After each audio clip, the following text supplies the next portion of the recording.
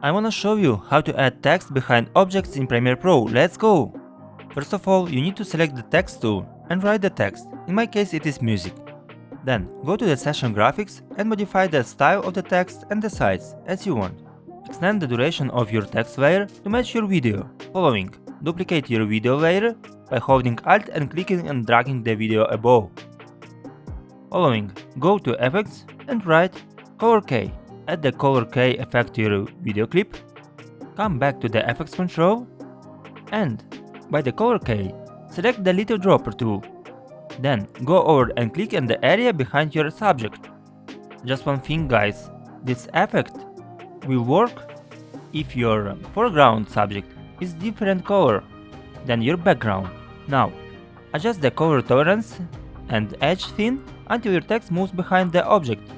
Everything is ready, let's see the result. Help to grow this channel, put your like and subscribe.